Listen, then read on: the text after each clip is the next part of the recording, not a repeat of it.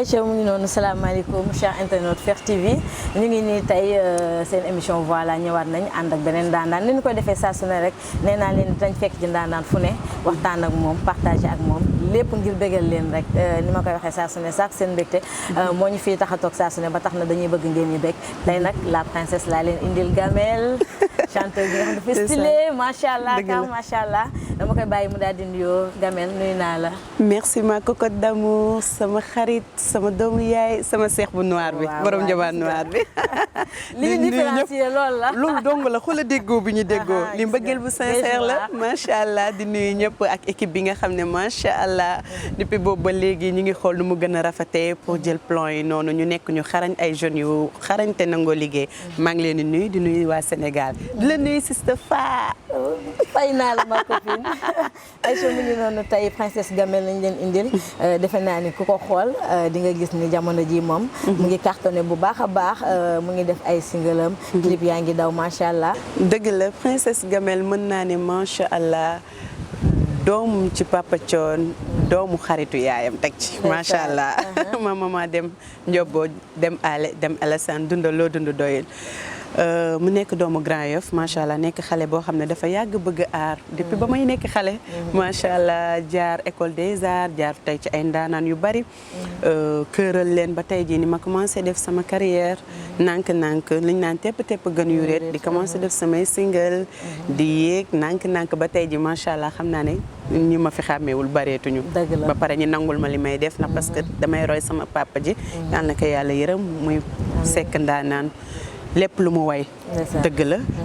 boo xoolee ay wayam lépp tem la man tamit ci tànk yooyu lay jaar lépp lu may def tem lay doon ci sama musique ba xale pare yi may def sax tem lay doon xanaa du maa ñeme tem noonu kii ragalu dara loolu tax mu bëgg ko mu ngi noonu princesse Gamel mu am ay début yu doy waar ndax àdduna nee nañ lépp loo gis rek dafa am ay jaar-jaar dëgg la te defe naa ni jaar-jaar yooyu bu ñu ko doon wax tey duñ fi jógee bilaay dëgg la mais dañ naan sant yàlla dëgg la dëgg la parce que di nga ci jëlee lu bëri ci jàng bi bëri princesse balaa dara di xew sa relation ak Papa Thione laa leen njëkk a laaj ba pare dëgg la parce que gis nañ ni que sa papa la dañ koy gis ci ay say vidéo say statut ak ni nga ko collé woon ni nga meloon ci moom déjà def ngeen featuring aussi ci kii bi mu doon def noonu projet kii bi nu tëdd sax chant l'artiste xaw ma naka dëgg la muy projet bu mag bi rek voilà mu ngi noonu voilà ndeysaan gis la ci nga def ci featuring ak moom ba clip bi sax daw na dëgg la mu nekk loo xam ne tey bu ma ci wax sax sama xol day tooy mu mel ni ku ma jur ci géñoom wax dëgg yàlla moom sekk ndaanam sama yaay ma ko dénk parce que gis nañu jox ma ko trop li fi jot a génn xanaa li mujjee génne ci ginnaawam te sax balaa ma koy génnee woowoon naa ko pour mu déglu ko far yàlla mujjiw koo déglu amul lu ma génneewul te dégluwu ko ba sama premier clip ba ma ñëwee tegal ko mu yëkkati xaalis mu ngi ci dëgg maa ngi ci fen ne ma am defal sa vidéo wax dëgg yàlla yàgg ma jàppale ba pare yàgg maa teg ci ko yàgg ma wax dëgg mu nekk sama papa nekk sama xarit tey jii day xaw a metti bu ma amee lu ma neex wala lu ma metti bëgg waxtaan ak moom gisuma ko mais ñaan la gën a soxla maa ngi koy ñaanal bu baax a baax a baax ba tey daf ma mayee yàggul mu làqu mel ni daf ma dénkaane loolu sant yàlla la bu baax a baax a baax alhamdulilah di ñaan yàlla xaare ko ci allahumma amiin suufu yoof oyof ci kaw allahumma amiin ku ne xam na ni def na fi li mu fi war a def dëgg la li mu war a liggéey te bana fi it te ku ko déglu ba tey rek di nga ci jariñu bu baax a baax dëgg la macha allah ñëw ci say projet ndax princesse gars yi dëgg la ngi gis single yaa ngi tegloo clip yaa ngi tegloo ma chérie dama récemment yaa ngi génn dama tàng xol lan laa la def sama xol bee tàng waa tàng xol de ku la laal noonu ku la gaañ en fait dama fi nekkal sénégalais nekk fi ñëpp ñoo xam ne macha allah lépp lu leen di neex lu leen di metti tey dama ciy bëgg xuus macha allah wax ma lu ma la def dafa bari li mu la dafa bari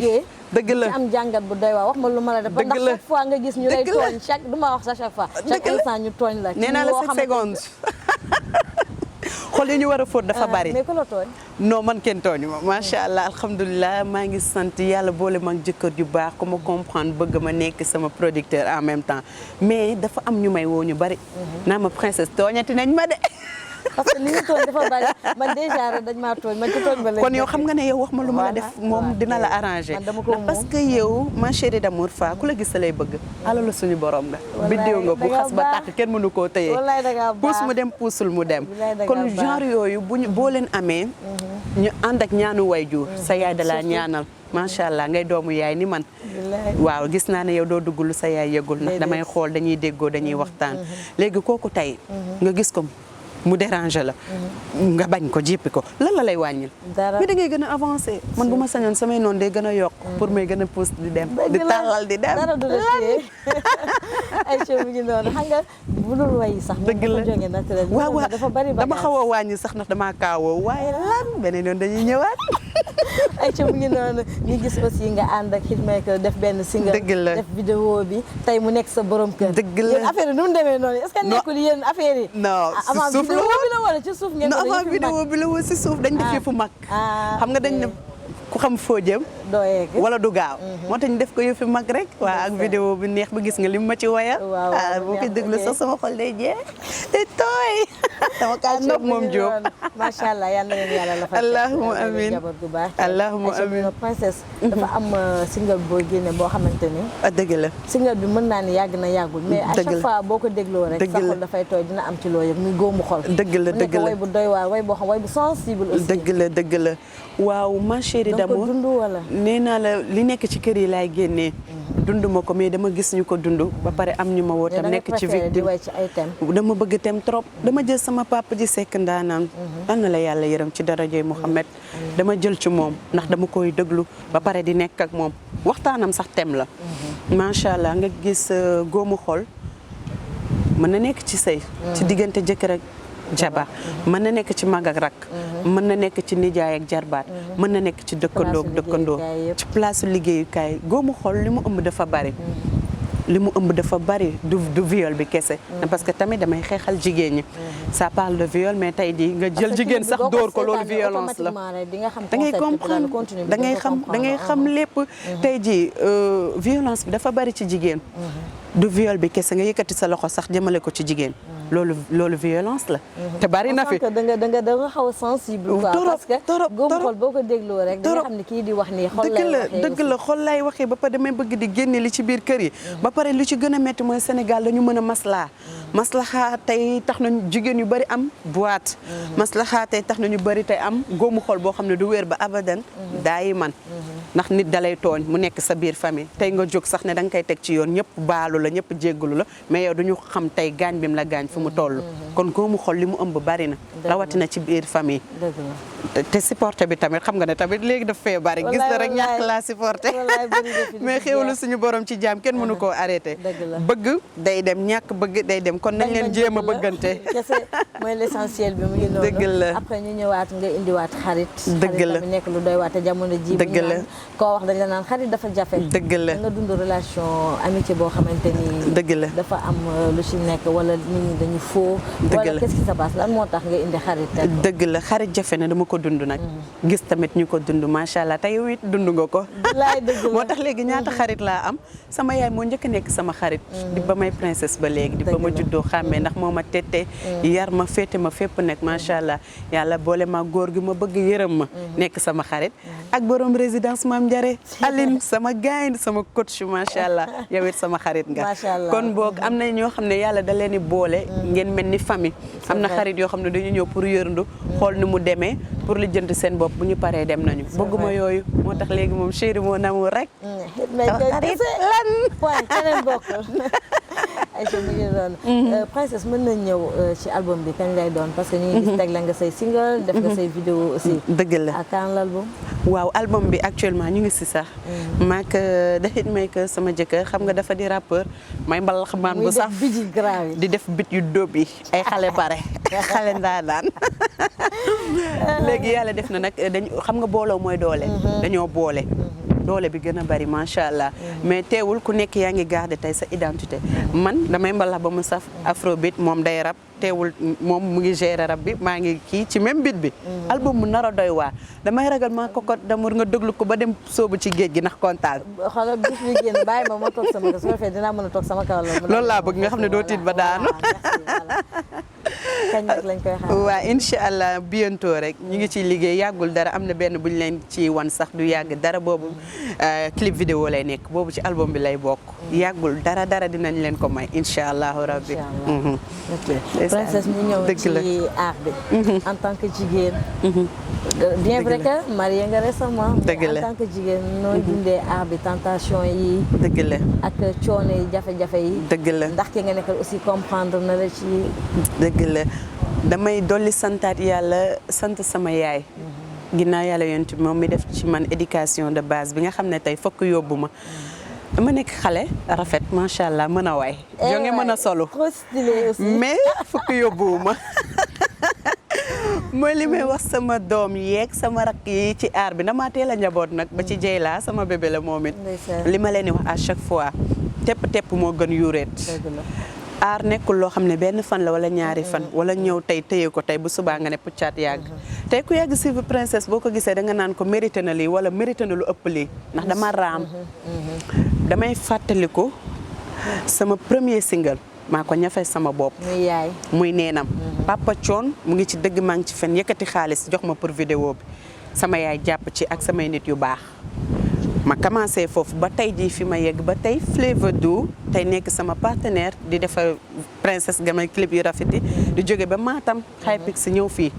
ci ful ak fayda la ma fekk ba bëgg ma naw ma ci di liggéey ak man kon jigéen ñi gëm leen seen bopp bu leen fëkk yóbbu bu leen buzz yóbbu buzz benn fan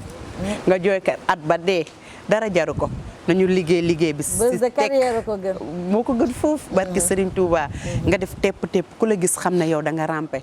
man loolu laa def te loolu laay diggal tam sama mbokk jigéen nañu rampe bañ a yàkkamti na parce que lii à chaque fois lépp loo def mu nice pousse ko nga ne defaguma dara waaw tey jii ku ma dajal tey ci grand yi damay sigg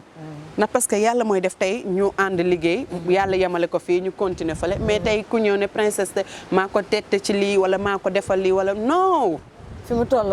toll man la nit nag boo xasee ba toll fenn ki nag même bu nekkee nit ki sax ànd ngeen benn yoon wala ñaari yoon bu nekkee nit ku gorewul mën na toog fu ne maa ko defal li wala maa ko jàppale mais yàlla xam na man xam naa sama carrière fàttaliku ma foo xam ne nit ñëw na ne ma maa la jàppale lii wala lii ku dul Papa Thione ma wax ko encore une fois ma yàgg taxaw ak sama yaay ñëpp a ngi may dégg ak samay nit yu baax na parce que tey dafa bari tey jot na ma wax ko keneen ak keneen wax ko siiw dafa metti tey jii rek mën nañu toog nii xamoo sax fu ma dëkk xamuma la nii ñu toog waxtaan reetaan wala ñu daje plateau bu subaa nga gisaat ma non maa ko jàppale maa ko kii wóor na non nay rafet nit ki même boo jàppee ci carrière am benn fan boo ko gisee muy gën a évoluer sante ko yàlla nga ne kii de wax dëgg yàlla kii woon nañu lii macha allah ku gëm boppam la nangoo liggéey kon nay rafet sama gaay ndax lii may wax du man dogg ñi ko fii dund dañoo bari te tamit siiw du jàmmi borom ñun ñiy gën a tudd rek ñun ñiy gën a avancer c'est ça la vie mooy sant yàlla sant suñu borom parce que princesse ko dégg na wax nga xam ne mu ngi waxee xool parce que am na yoo xam ne koy dund loo xam ne dafay xaw a doy waar doo ko mën di wax nag parfois c'est bien nag nga koy wax dëgg la mu ngi noonu dama koy ndamoo di ko bàkkoo Thione Seck kay sama baay te fu ma dem dama ko fay wax dafa dëggu ba xëy làkkatu nee naa lépp lu ko waay waxal nii la dafa dëgg lu mu rus a wax toog fa di jooy noonu la ma yàlla bindee suñu ànd bu jeexee day fekk ne ci yow la ñaanuma yàlla tey ànd ak nit bu subaa ñu ne princesse moo doxalee nii wala nii ñaanuma ko yàlla waaw kon boog nay rafet rek nay rafet nit même boo téyee ci carrière am benn yoon sax nga gisaat ko na parce que nit ñaan nañu yàlla muy gën di yéeg am na niveau muy toll yow da ngay ñaan yàlla sax yow boo ko fa mën a yóbbu mu daje keneen ko fa yóbbu kon nay rafet waaye kii woorkat la wala nii non ñun ñëpp dañuy ñaan yàlla avancé te ku ci nekk sa wërsëg yàlla da koy jaarale ci doomu aadama nay rafet mu ngi doon dama ko bëgg kii maa la gën a sopp princesse ñu ñëw ba tey sa diggante ak sa yaay dëgg la parce que interview boo def plateau bu ñu la invité dañuy gis ni que da nga ciy wax mais aussi itam di nga laal tout sa mbokk Haalpulaar yi waaw dëgg la sama maman d'amour dem Ndiobo dem Ali dem Alassane ki ma bëgg sama biir xol macha allah ma amaat yaay joo xam ne tamit dama koy ñaanal gudd fan ak wér muy sama goro ma bëgg ko mu bëgg ma maman Thioune dundal lekkoo bàyyi ma soloo bàyyi ma tëddoo fu nooy bàyyi ma yaay booy dundal loo dund doyul borom kaay solu tamit macha allah nit ñi taxaw di ma jàppale te yàlla tax te bëgguñu sax feeñ loolu nag mooy dignité loolu mooy personnalité waaw kay loolu mooy def te yàlla tax am na ñooñu bëgguñu sax ma tudd seen tur ñooñu maa ngi leen di nuyu mes respect sama yaay sama xarit dundal loo dund doyul kon boog sama mbokk Haalpulaar itam ma nuyu leen tamit ci tukuloo mi salmini on minen ɓinguel mon Haalpulaar miɗen daara jom mon waaw Amadou Seck grand frère am mi salminima babam Abou Seck onon fof mi waɗi hen phone kontaan naa ma koko damu vraiment nga nekk yow tamit nit ku am talent nit ku xosu sa carrière damay xool sama bopp ni yow aar yombul déedéet aar dafa metti aar dafa diis boo gëmee sa bopp nag moom du gaaw mais yàlla gëmul nelawul te nañ ko jàpp ni liggéey comme ku xëy dem biroom rek aar comme ku xëy dem biroom la rek macha allah tepp moo gën yu ret gën cee nekk talent baa ngi fi mignon baa ngi fi macha allah Princesse ñu ñëw ba tey sa relation ak artistes yi parce que Princesse kenn du ko gis ci yu bari dëgg la Princesse tànkam dafa gàtt en tant qu'artiste dëgg la waral loolu waaw comme ni ma ko waxee lépp éducation de base la boo ko amee foo dem ci àdduna ak loo mën a liggéey rek da ngay xam yow yaay kam macha allah di ba ma nekkee ci art bi fàttaliku ma foo xam ne dinaa fay nekk chaque jour di fa fréquentation aw ma ko bu ma ñëwee tey daje nañ ci programme neex na ba subaa bu ñu mënee déggante ñu déggante mais di ànd ak kii wala ànd ak kii moo tax respect rek mooy am sama diggante ak sama mbokku artistes yi macha allah sama tànk bariwul sama jëkkër sama xarit waaw ndax parce que la may dem di waxtaani di ko def feneen ma constanté wu ko jonge ko ci moom mu ñaanal ma liggéey bi jëm kanam nangu naa Aïcha ñu noonu ba tey Princesse ak ay fansam dëgg la Princesse toujours souriante bari jàmm macha allah Princesse naka ngay dundee art bi en tant qu'artiste mais en tant que jigéen aussi au-delà de musique bi ngay def naka ngay gérer sa foyer dëgg la yàlla daf ma boole góor gu baax gu am yërmande macha allah damay tëdd di nelaw sax mu joob benn bit bu rafet yee ma jugal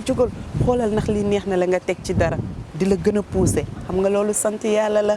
waaw nekk góor goo xam ne gisuma ci moom ay bañ lii laa bëgg wala lii nekk ku am yërmande comprendre ma bëgg ma day jël sax ay congé pour concentrer wu ko ci sama carrière di jël temps am di ma ko jox macha allah kooku boo ko amee da ngay sant yàlla sëy nag ba dee di ñaan yàlla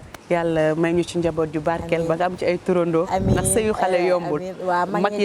ñee ciy jàpp te mag ñi ñu ngi ciy jàpp bu baax ay mama dem mama cuun taan xawwaa sama kër famille Grand Yoff duñu jóg ci di ma woo naa ma doxaleel nii ak nii ku lay téyeloo sa jëkkër kookoo la bëgg kon alhamdulilah maa ngi koy booleeg liggéey bi te yàqalu ma dara kon boog ku ne aar boo ci nekkee teel a marié dalay kii non sëy leen ndax taalu jigéen sëy la te du tee maa ngi gën a bell maa ngi gën a jongo ma sama loxo mu ngi ci biir soos bi xoolal nu mu nii ne lan mu ngi noonu Princesse ñu ñëw ci kii Princesse ndax yaa ngi tëgg ay soir yaa ngi dem si boîte dina man d'habitude dama faral di dégg yooyu lu ci bari dëgg la avant Covid bi dama doon jouer ay after work mais instant bi dama nekk ci album bi te maa ngi waaj benn affaire bu rëy Grand Yoff ànd koog Zarko mon ami mon frère sama mbër bi ñu ngi may xaar di waajal lu rëy rëy incha allahu rabbi te yéen ñëw couvrir ko incha allah ak sa équipe bi amul benn problème ñu ngi waaj lu bari loo xam ne macha allah bu ñu ko tegee ñëpp dinañ xam ne kii daf ko liggéey da cee sonn te ba mu ko tegee it neex na te bari na sa relation ak Zarko tout le temps damay dégg nga koy wax dëgg la am loo leen dundandoo wala waa Zarko moo ma yar yàlla dafa def dama juddoo Grand Yoff ba commencé dëgër ay 12 ans 13 ans yooyu sama yaay jël ma yóbbu ma Ngor waaw mais teewul ba ni ma màggee nii relation yi mu ngi gën a rafet à distance dara du xew Grand Yoff te duggaluma ci wala du woote sax sama ginnaaw du ma yëg du ma tin duggal leen Princesse sama rakk la nangam te yàlla xam na ne ci ki mu koy demandé kooku sax xamante ne te man du ma yëg loolu mbëggeel la mbëggeel bu sincère mbëggeel bu naturel kii jàpp si sa liggéey kookoo la bëgg kon Zarko maa ngi lay jaajëfal te nag bu ma kenn jege de day matte de matte nga ba mu mattee si ta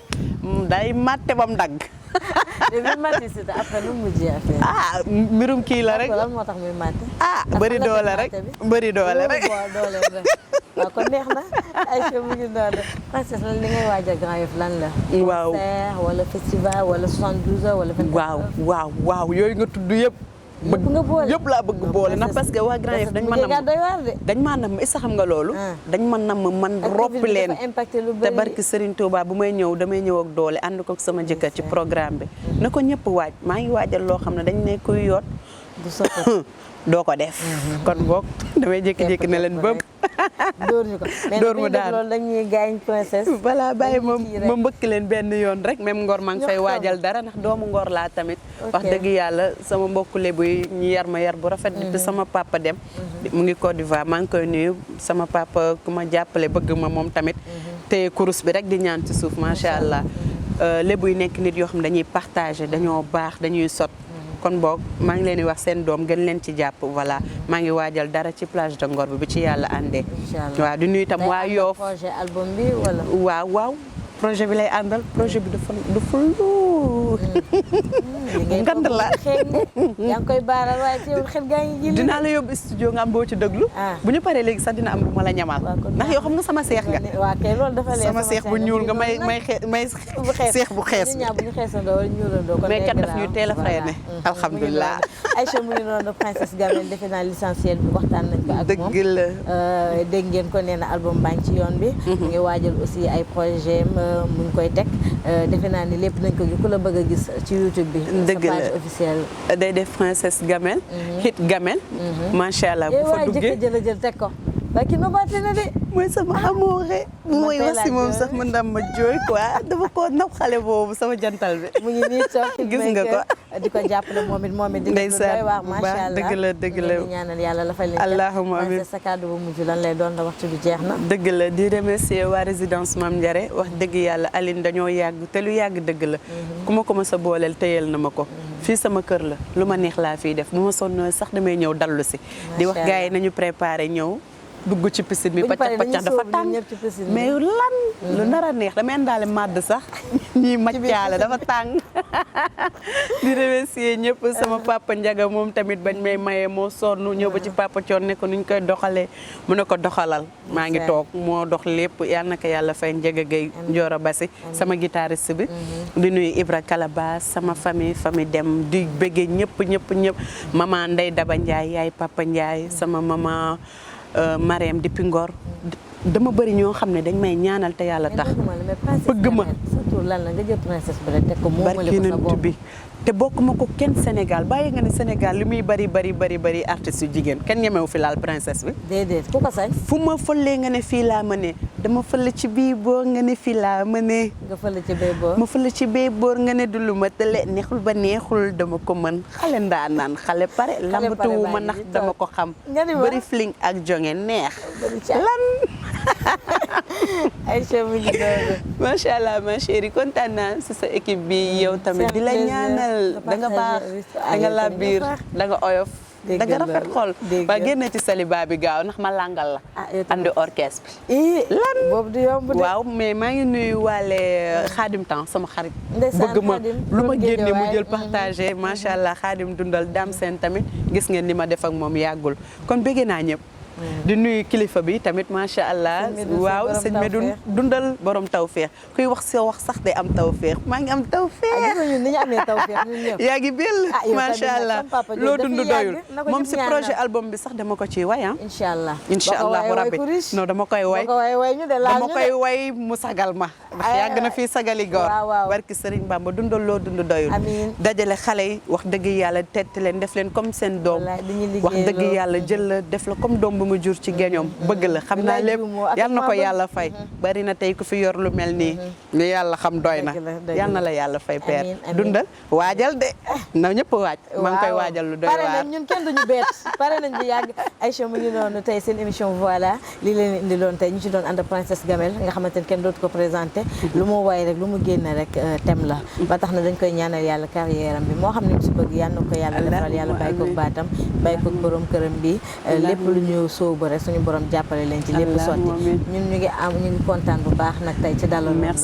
am mbégte bu baax a baax parce que yow toog ak yow daf may neex saa su ne ndax nit kese nga ku la xamul la nag mais ñun ñu la jege xam na ñun xam nañ yal na yàlla jàppale li nga ci carrière suñu borom defal la ko ñi ziar waa résidence Mame Ndiare bi yëpp di béggee waa Yoff yëpp di kontaan ci ñëpp di kontaan sama technicien yi ma àndal ñoom ñëpp maa ngi leen di bëgg bu baax a baax yombul mais sant yàlla rek di bëgg waa télé bi Fekh TV kenn du ñoom internet yi ñoom it amuñu seen fay ñu ngi leen di bëgg bu baax a baax maa leen di jaajëfal bu baax a baax di amaan mbégte di leen jox rendez-vous rek beneen semaine ak beneen daanaan ci biir voilà biir Fekh TV kontaan continuer waaw mais dañu may benn son mais dañu may benn waaw xanaa ma woy sama maam rek dama ko yàgg di bàkk mon Cheikh Omar Foutiyou Tall macha allah nekk ki nga xam ne tey feeñal na fi ay waliw yu bari bari ku jëm wali Madina lay li laawo wali Madina ku jëm wali Madina wal yaabe wali Madina mu wali ba jagara Cheikh Omar Foutiyou tara kuruna mamu yam macha allah mu ngi noonu kontaan nañu ma yàlla ko sama mbokku tukulóor yëpp mu ngi noonu ñëpp bëgg nañ nee na ko bandum ne do ko bandum